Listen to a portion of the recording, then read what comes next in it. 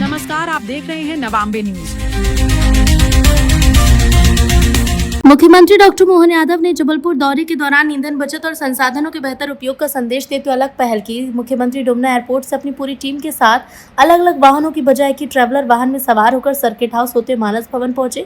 उन्होंने पूर्व विधानसभा अध्यक्ष दादा ईश्वर दास रोहानी की स्मृति में आयोजित गौरव शिखर सम्मान समारोह में हिस्सा लिया।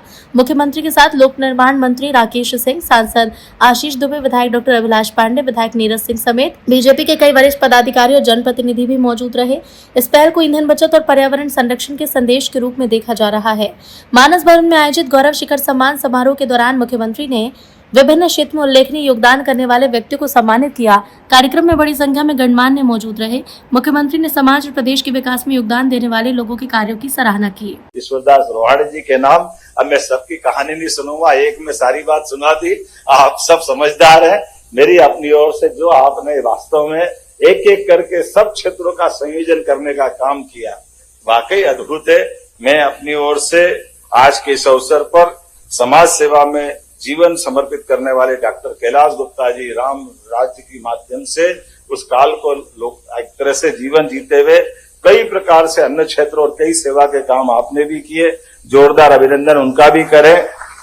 डॉक्टर कैलाश चंद्र गुप्ता जी, ज्ञानेश्वरी दीदी के बारे में तो वीडियो और हम सब जानते ही, उनकी कहानी अपने जीवन के वैराग्य की तरफ बढ़ाते कदम के साथ उन्होंने हम सबको प्रेरणा दी है। हर प्रकार से जिसको कोई नहीं अपनाता, कैंसर जैसे रोग में भी वो आखिरी तक सेवा करके उत्कृष्ट मिसाल हासिल करते, हमारे लिए सौभाग्य की बात। इसी प्रकार से एक कुटुंब प्रबंधन बोलने के लिए नहीं, 4 पीढ़ियों को एक साथ रखने का और एक साथ रखते हुए अपने उस संघ के सिद्धांतों का भी अभी मुझे बता रहे थे।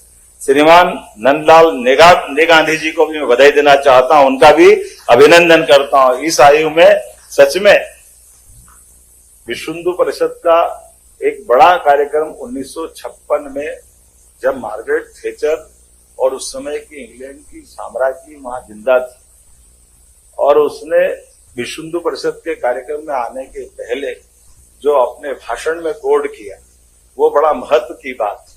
उन्होंने कहा भारत आज तक सनातन संस्कृति के बलबूते पर इसकी जो ध्वजा लहरा रही, तो ऐसा क्यों है? और इंग्लैंड इतना, जहां उसका सूर्य अस्त नहीं होता था कम संख्या के बाद भी, सने सने सिमट के छोटा क्यों हो गया?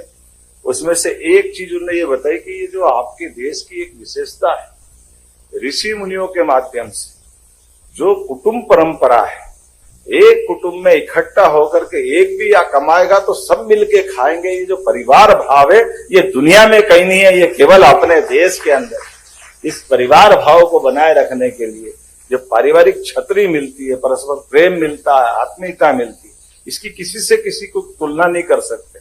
ऐसे में ये कुटुंब प्रबंधन में आपने अपने परिवार की उन पीढ़ियों को संभाल के रखा, आपको भी बधाई देना चाहूंगा।